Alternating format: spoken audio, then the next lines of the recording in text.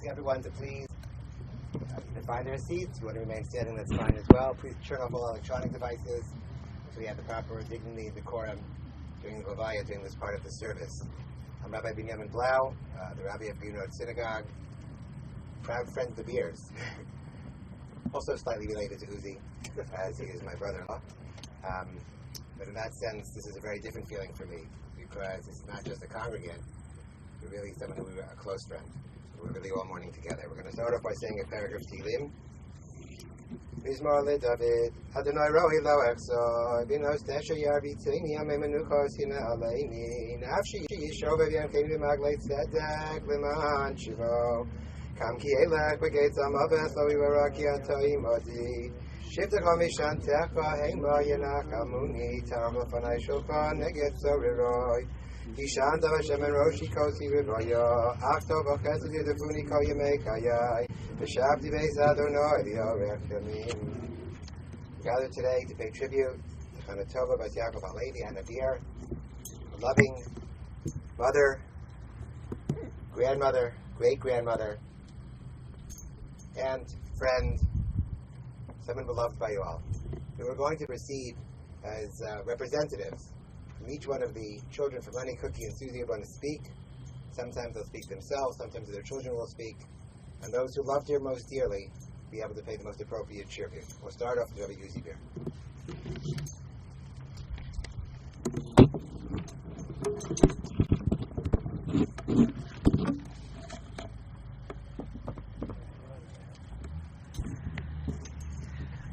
Adonai, Adonai, El Rachum V'Chanun, Erech Apayim V'Rav Chesed V'Emet. In just a short while, weeks, as we're entering into the month of Elul, preparing for Rosh Hashanah and Yom Kippur, we're going to be screaming out these words. 13 attributes, 13 descriptors of Hashem that we look to when we plead to Hashem for mercy for anything we may have done. But it's not that this is a magic elixir, some unique prayer that we're saying, but it's descriptions of attributes of God.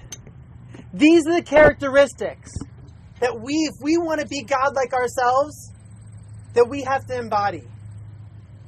Rachum, mercy, Chanun, grace. And when I think of my grandmother, Chana Tova, the epitome of grace. So refined, carried herself with such dignity, had the most respect for everybody. I think myself whenever I was asked to pick her up, and I still feel guilty today. 1 minute late, okay, maybe 10 minutes late, waiting on the curb. That second, being so respectful of everyone's time, never wanting someone to be waiting for her. She always did everything for others, but at the same time, never wanted to impose on anyone.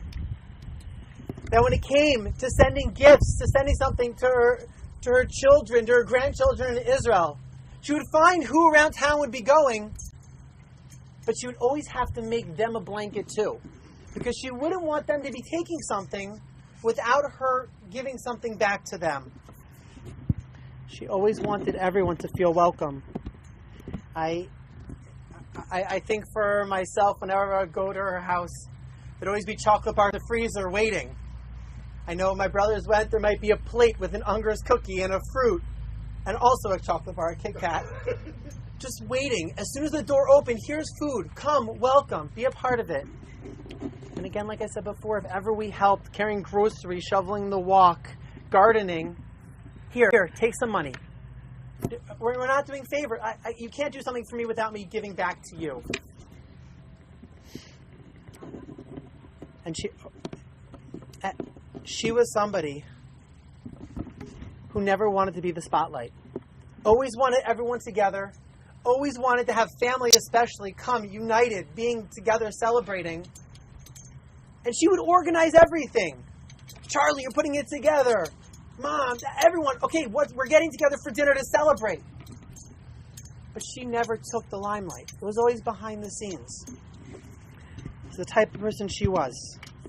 She always wanted us to celebrate, to recognize every simcha, but as long as the focus was on the other person, on bringing everyone together. I think of whenever anyone would come, she knew I was coming into town, or ever my parents were coming to Jersey, always with a potato kugel in hand. Because she knew how much we enjoyed it, and she wanted to make sure that we were happy, that we felt loved, no matter how distant we might have been. Her care extended beyond her family and to everyone around. All our friends who might have come to visit, and people she might never have known. It's unbelievable. We always saw her knitting, whether it was blankets or sweaters or hats. The most unbelievable thing happened this morning when a woman came and knocked on the door and gave to my aunt a plate, which recognized my grandmother. It's handwritten, but saying that she made over 1,000 hats for children who would have been cold in the winter, who wouldn't have had otherwise. Her care, constant giving, it's who she was. When it came to family, she was the connector. She was also the family historian. She could tell you anything in the connection to everyone in the family. That, for myself, I think of all the stories you hear about her niece and family, about her cousins, or when you walked into her, whether it was her house previously or her bedroom when she was living in my parents' house, you walk into seeing pictures of all the family, and she would make sure to tell stories about every single one of them. That you knew how proud she was of her family, their strength, their elegance. And in short, what she so admired about her family, we so admire about her. She loved her grandchildren. She loved her great-grandchildren. Every time that I would call her, she would tell me about everything happening to all the grandchildren in Israel, everything going on with Yonah, everything going on with David. She made sure we knew all staying connected of information about the others. And how much she got so much pride when she heard that any one of us were expecting. Just recently, when we told her about Rachel expecting, I don't think I've heard a reaction like that from anyone else. She never missed a birthday. Always made sure every single one of us was always remembered. And we knew how important birthdays were.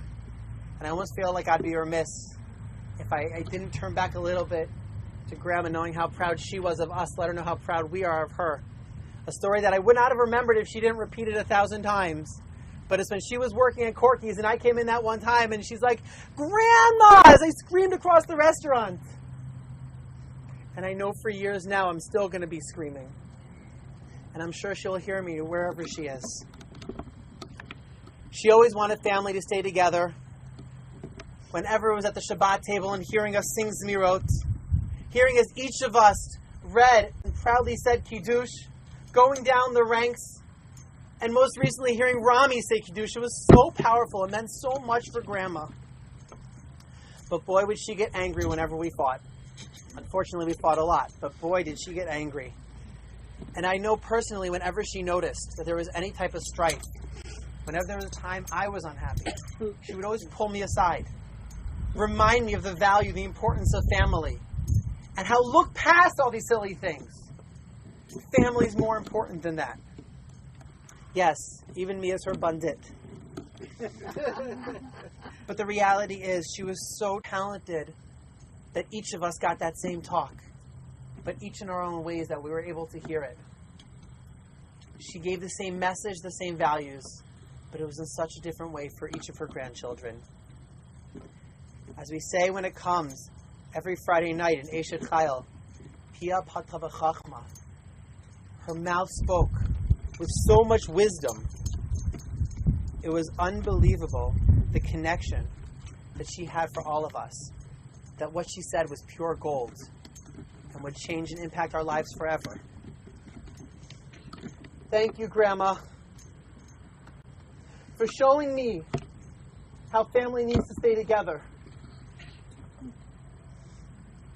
Thank you to Aunt Cookie, Uncle Howie, and Susie for showing us how to keep family connected, even when living at a distance. I know it's not easy, and I'm the last one to even speak of this, but it's so inspiring. And so inspiring the way that you always, all of you, included her in your lives, and you made her feel loved. And she always used to share and tell us all about that.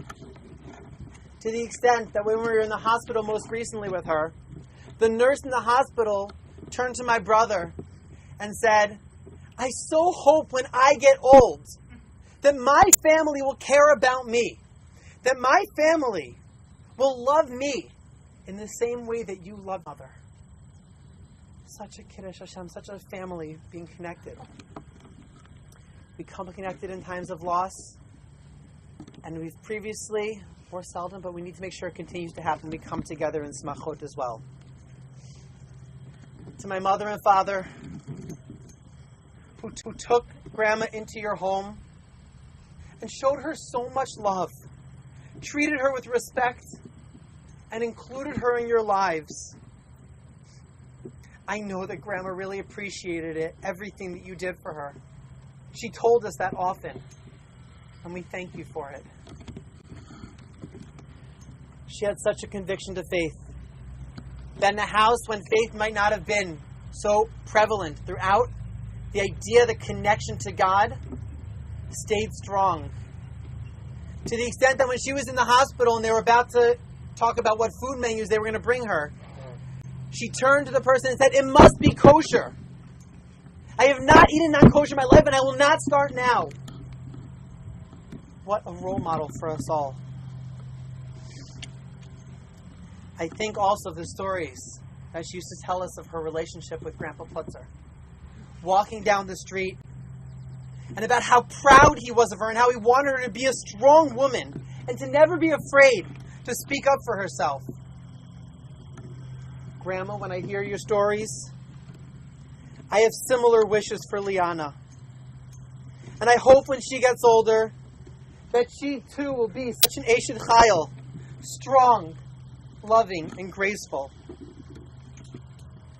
She was for all of us, her children, grandchildren, great-grandchildren, and extended families. You are the true matriarch of our family. You epitomize love, kindness, generosity, and most of all, a love for family.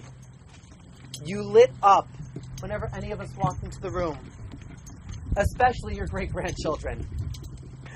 Your purity and kindness pours out through everyone who met you. I promise to always tell my children of your kindness, bravery, love, and I promise to emphasize to them through my own practice the importance of family.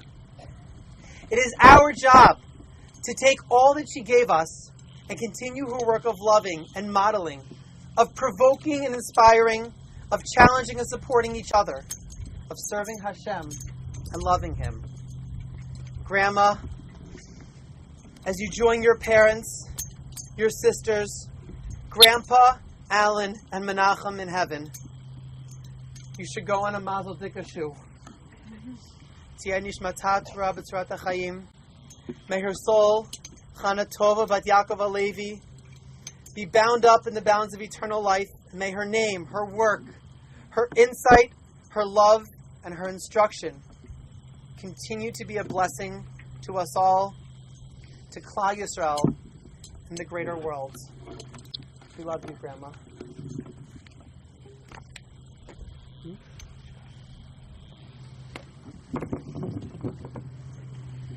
As you mentioned, geography didn't matter. To Grandma, she was close to her children and grandchildren in Israel. I saw that firsthand. When I would come and visit, she would talk about all her children and all her grandchildren, of course, her great-grandchildren as well. I'd like to ask Cookie to come up. Say a few words.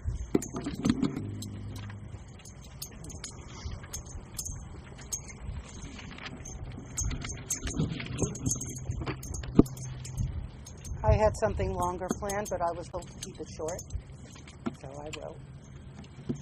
I'm going to speak directly to Mom.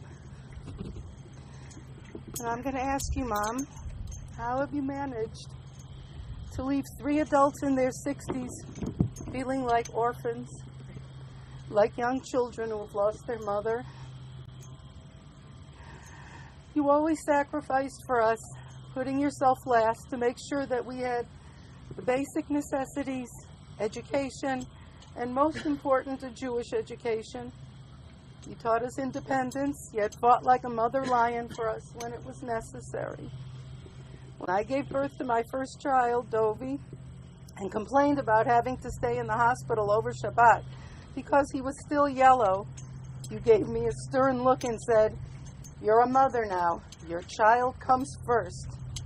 This has become a family mantra, but this is truly how you lived your life. I will never forget you sitting at my Shabbat table during Alan's Shiva, looking around at all the children, grandchildren, and great-grandchildren, and with tears in your eyes saying, "How can I be angry at God? Look how he blessed me." Your Israeli great-grandchildren never met you personally, but they all know and love you. They know you give them birthday money every year, and each one has a baby blanket you made them and sweaters that you knit for them. They feel your love 6,000 miles away. And when my granddaughters, Avia and Eliraz, had to write reports for school about somebody who made a significant impression in their lives, they wrote about Grandma Bia. In the hospital, you expressed your love for all your children and told me how wonderful Lenny and Penny have been to you. On behalf of the family, I would like to say thank you to them for taking care of Mom all these years and helping her reach the age of 90 in relatively good health. We are indebted to you both. Mom, please forgive us if we inadvertently upset you or embarrassed you in any way. We didn't mean to butcher you. We were just trying to care for you the best way we knew how. We love you so much, and we only had your best interests in mind. My sweet Mamala, one of the last things you said to me was that family is the most important thing and that you want peace. We too want that, and please God, we will respect your wishes. At the same time, we would ask you to be a Melis Yosher for all of us, and ask HaKadosh Baruch Hu to grant us all peace and bring Mashiach very, very soon.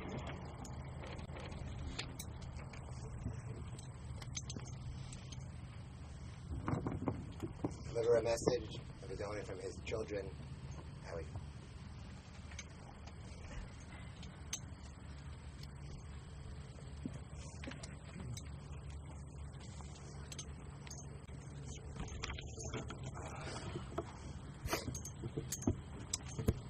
I have messages from two of my children that asked me to read them and represent them here. I'm sure the others had messages too, so do I, but there's probably very little that I could add. My oldest son, Dovi, titled it, "The Greatest Grandma in the World." Grandma, we are all gathered here today to wave goodbye as you embark on the last and final part of your journey. Started 90 years ago in Poland, a journey that took you from Poland to Belgium as a little girl. When you were only 12, you embarked on an unbelievable 2-year cross-continent transatlantic journey, parting from your father, escaping evil, and finally coming to America. I will never forget your amazing stories of these travels through multiple countries, birthday parties on the boat, and all the experiences you girls had during those challenging times. Grandma, we are all here waving goodbye to you on your final journey, but before you get too far, look back and see dozens of children, grandchildren, and great-grandchildren waving to you. Grandma, though you were distant geographically, you were so close and so involved in all of our lives, never missing a birthday or a simcha. You were always a part of the anticipation. As we all anticipated babies, we anticipated your special blanket to wrap the baby in.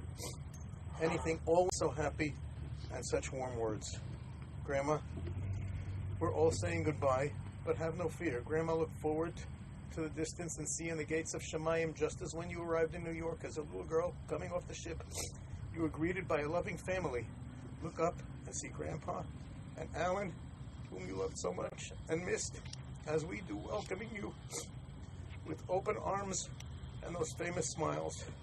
Grandma, we're all waving goodbye to you as you come together with them to go to Hashem and make sure we are all taken care of, as that's what's so important to you here. What was so important to you here.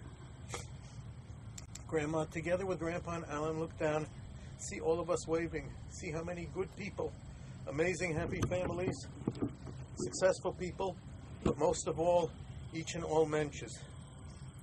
Grandma, you can now sit back and chap the nachas and enjoy with Hashem the fruits of your life.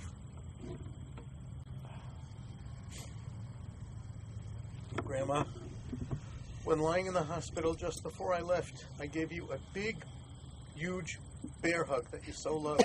I hugged you again, especially long and hard, while whispering in your ear that this one is from your whole family, and it's for the way. So take this huge hug and let it warm you and wrap you with all of our love. We love you, and you will forever be in our hearts. With great love, deep sorrow, and comforting memories, Dovi, Rafeli, and all of the family back here. Hey, a shorter message from our daughter Tali. Dear Grandma, that's how I started numerous letters over the years when writing to you. When the price went down, we graduated to phone calls. But as a kid, I remember writing to you a lot, and you always wrote back. When I was 12, I needed to do a school project about my family. I remember asking you for the story of your escape during the Holocaust. As you sat down and wrote me a 5-page long letter with the whole story and all the details, I remember I was in awe after reading it. You were incredibly brave and resilient. And after almost a year of traveling from place to place, you came to America and made a life for yourself. A life filled with love, children, grandchildren, and great-grandchildren, and plenty of love from you to go around. People might think that living so far away might have made us distant. But they don't know that every time I spoke to you on the phone, I felt your huge hug. Your hugs were always the best, so big and enveloping and powerful. And even though we were on the phone, thousands of miles away, I felt that hug. I remember the last time I came to visit you. You were so much smaller than I remembered, but your hug was just as fierce. When you used to travel to visit us, I remember it was a dream come true. It was like winning the lottery. I have one specific memory of coming to pick you up from the airport. It might have been 7, I might have been 7 or 8. Standing, waiting behind the metal bars and watching all the people arriving. And then I saw you from a distance. I burst into a run, right into your arms and that hug of yours. It seems so fit that even now, even as these words are being read, I'm again so far away from you. But I'm sending you one of those incredible hugs of yours, closing the gap. I only wish that I could grow to be the kind of grandmother I was zochet to have. Please watch all over us from above and be a Melitz Yosher. Yours, Tali. There's very little that I can add to that.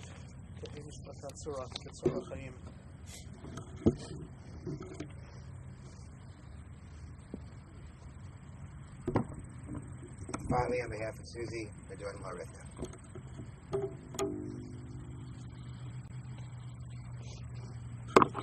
All right, I'm going to try to impart a lesson she imparted to me because I think it's so important. It's always intimidating joining another person's family, and I remember being terrified when I was meeting Yona's family, which happened to be at Elia's bar mitzvah. But I quickly met Anne. I became very comfortable. Her loving, kind, and welcoming nature just totally made me feel at ease. And within a brief time, I felt like one of her grandkids too. When we were at the beers one time, and she had just returned from burying Alan in Israel, the men were in the living room davening Mincha Maariv, and I was sitting with her and a few other women in Lenny and Penny's den. David, our son, was 3 years old at the time, and he did an awkward flip across the den floor, and she laughed, and she looked around at the family and friends that were nearby, and she said, "God's been good to me." I looked at her in a state of shock, Because which one of us, after just burying their youngest son, could say those words? Just spontaneously came from her heart. She could have focused on fleeing country after country while running from the Nazis. She could have focused on losing her husband or her 2 sisters or any of the numerous other challenges that she faced. But she didn't. As typical of her nature, she focused on the good. And at that moment, I knew on that day, I had learned everything I ever needed to know about faith. But thank you, Grandma Ann, for that lesson and many others.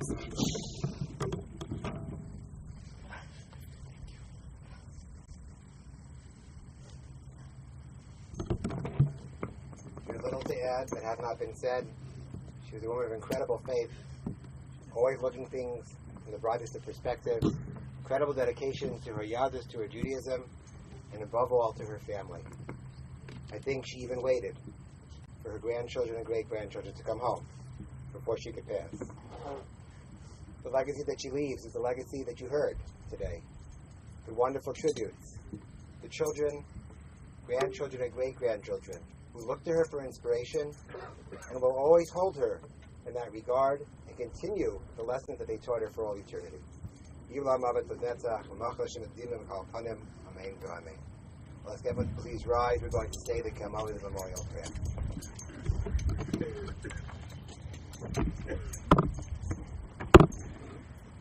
El Malei Rachamim Shocheina Bamromim Hamtzei Menucha Nechona Kanfei Ashchina Demala Kedoshim Utoivim Kezar Kiyamazirim Et Nishmat Chana Tova Bat Yaakov Alevi Shalcha L'Olamo Bavor Shanachnu Bipolim Ba'adas Karat Nishmata Beganei Tentei Menuchata Lechein Bala Rachamim Yostireha Beseter Knafav L'Olamim Bitzor Achayim Et Nishmata Adonai Unachlata B'tanuach V'shalom Al Mishkava V'nomar Amen. May be seated. At this point, we're going to do the actual kfura, the internment. What will happen is we'll first lower the casket. We'll add a little bit of dirt, special coatings we put here in the state of Ohio, and then we'll do the actual burial itself.